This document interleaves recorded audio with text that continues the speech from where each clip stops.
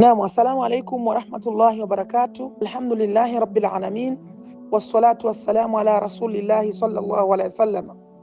Ama baada ya kumshukuru Allah subhanahu wa ta'ala na kumtakia rehma mtume wetu Muhammadi sallallahu alaihi wasallam, tena kwa siku nyingine, ndugu zangu, tunaendelea na darsa yetu ya ikhlas, kuziangalia ikhlasi zetu. Mwenyezi Mungu atusimamie tuwe na ikhlasi za kweli. Leo tunaendelea na ikhlasi namba 2, ikhlas katika ibada. Ikhlas katika ibada ni kufanya ibada, swala, saum, zaka, dua na kadhalika kwa ajili ya Allah peke yake. Kwa haya mambo tunatakiwa tuyafanye kwa ajili ya Allah peke yake. Wengine wanaswali kwa kujionyesha, wengine wanafunga kwa kujionyesha, wengine wanatoa zaka kwa kujionyesha, wengine wanaomba dua kwa kujionyesha. Kama sasa hivi imekuwa dua kama vile biashara. Watu wanakaa sehemu, nyondo wafanyie dua, imekuwa kama vile biashara. Kwa hivyo tunatakiwa sisi tusimame, tufanye kila kitu kwa ajili ya Mwenyezi Mungu Subhanahu wa Ta'ala. Iwe dua tufanye kwa ajili ya Allah, iwe swaumu tufunge kwa ajili ya Mwenyezi Mungu Subhanahu wa Ta'ala, iwe swala basi tuswali kwa ajili ya Allah Subhanahu wa Ta'ala.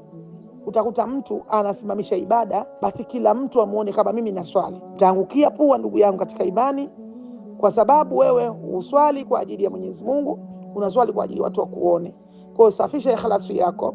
Unaposimama mbele ya Mola wako, basi ujulikane wewe ikhlasi yako imesimama kwa ajili ya Mola wako, na Mola wako yeye ndiye atakakulipa katika ibada zako.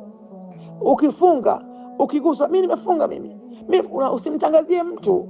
Safisha ikhlasi yako wewe mwenyewe moja kwa moja, ufunge kwa ajili ya Mwenyezi Mungu Subhanahu wa Ta'ala. Pia hata ukitoa zaka, kwa sababu kuna wengine sasa hivi hawatoi zaka, wanatoa sadaka. Mtu anatoa sadaka ndio imekuwa zaka hiyo. Kwa hivyo na zaka yenyewe pia, hiyo sadaka yenyewe pia aite watu wapige mavideo na nini. Kwa hivyo tunatazama ikhlasu nia, lakini pia hatuwalaumu hawa watu wanaopiga mavideo. Sasa hivi dunia imebadilika sana.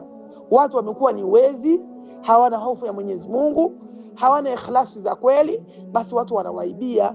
Kwa hata mtu anataka sadaka yake ifike, ipigwe picha ndo aione. Kwa hivyo cha msingi tutengeneze ikhlasi zetu, lakini pia kumwelekea Mwenyezi Mungu katika dua. Dua zinatakiwa tuwe na adabu katika dua. Maana mambo sasa hivi yamekuwa ni magumu. Watu wakiomba dua hazijibiwi kwa sababu tunafanya mchezo katika ibada hii ya dua.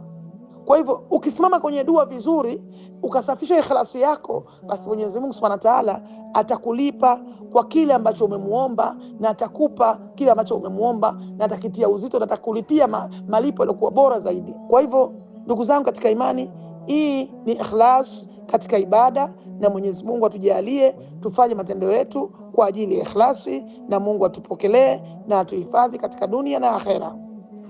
Juma lijalo tutakutana inshallah, kwa uwezo wa Mwenyezi Mungu tutaendelea inshallah.